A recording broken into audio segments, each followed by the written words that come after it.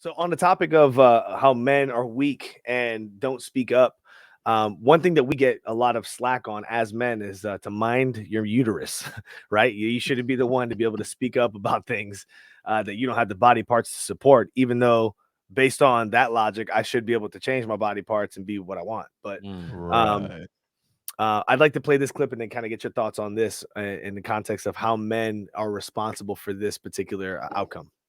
Opinion, the only way to do that is to get rid of birth control. I don't think it'll ever go back unless that's That's an gone. interesting point. Because that's when you see everything switch. If you look at the divorce rate graph, like as soon as divorce spiked at the same time, that was when more women were getting on birth control.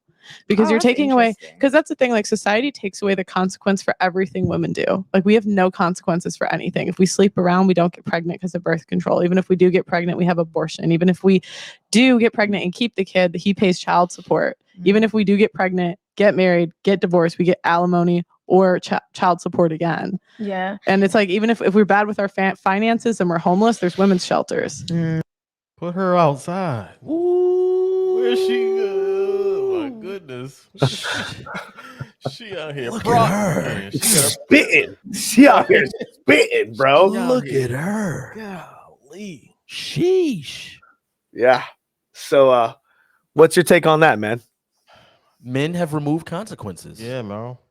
That sounds harsh, but you started this episode with the reality of weak men. Now, something in our society today is more women in politics, but before that, a bunch of men. Mm-hmm. Bunch of men made decisions on the birth control and the welfare and the alimony and all those things, right? The child support, the celebrating or congratulating women for not having a man in the house by giving more funding and things like that. Yep. So, yeah, society crumbles at the hands of weak men. Yeah. I mean, I can't look at that and I mean, I can't think of everything she mentioned and go, this wasn't intentional. And you know, sometimes that's the the cynical part. Obviously, we are fallen, so naturally, if we're fallen, we're gonna just do things like that. Yeah. Right.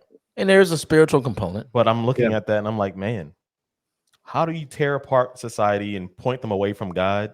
Do those things. Yeah. All of it. Yeah. Yeah. All of that. Encourage women to sleep around. It damages them mentally, physically, financially. And encourage what's the other thing she mentioned? Or break men by allowing women to take money, even if they don't really deserve it, need it, all those kind of things. It just seems like a system designed to break families apart, and it's easy to do. Easy. And it further tears down men, right? It breaks men down. It doesn't hold women accountable, which ultimately destroys both parties equally. Yeah. Just in different ways. Also perpetuating the feuding that happened since in the different beginning. ways. And she would never be welcome to the feminist cookout. Nah, man. With that stuff. Yeah. Can't say that stuff out here. And that I've heard other people mention, when people talk about women not the equality thing, right? And people say, well, it's far more. I think Jordan Peterson talks about that. There's far more consequences for men's poor decisions than women.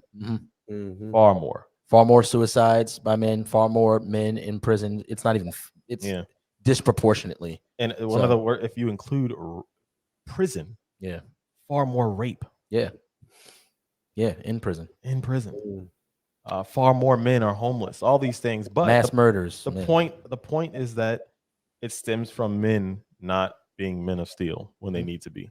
Yeah. Because on the flip side of that, as she's talking about women getting pregnant, they don't get pregnant on their own. Right.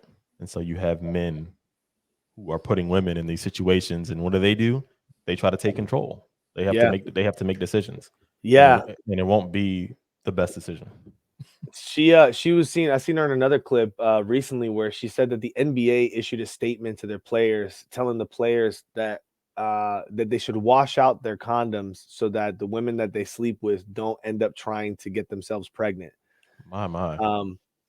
And that's like, it's incredible, dude, because of how selfish that is on behalf of Right. the NBA, really on context of just not losing Yeah. players. It's Yeah. not Yeah. about whether or not. Not losing players to childbirth. Right. Yeah, dude, that's out of control, man. But when you perpetuate godlessness, man, anything becomes the idol, right? Yeah. The more that I see in the walk, it's like you can't break any of the commandments without breaking the first one. And so it Yeah. automatically means the minute you Yeah. break one, you're breaking more than one. There's Right. never an isolated one. It's Right. never. Right. So That one being, for those who don't know, there are multiple gods in your heart. Mm-hmm. There's another God you worship. mhm. Yeah, the minute you think that you're actually good enough, you're a good man, is the day that you're Satan. Yeah. That's the day that Satan became your daddy, and you're serving him. And dude, choose this day whom you'll serve, right? Yeah. It's interesting how he even mentioned in that little excerpt from the book, Man of Steel and Velvet, how she can't serve two masters, right? She can't serve the workplace and the home, Right. not effectively in both areas.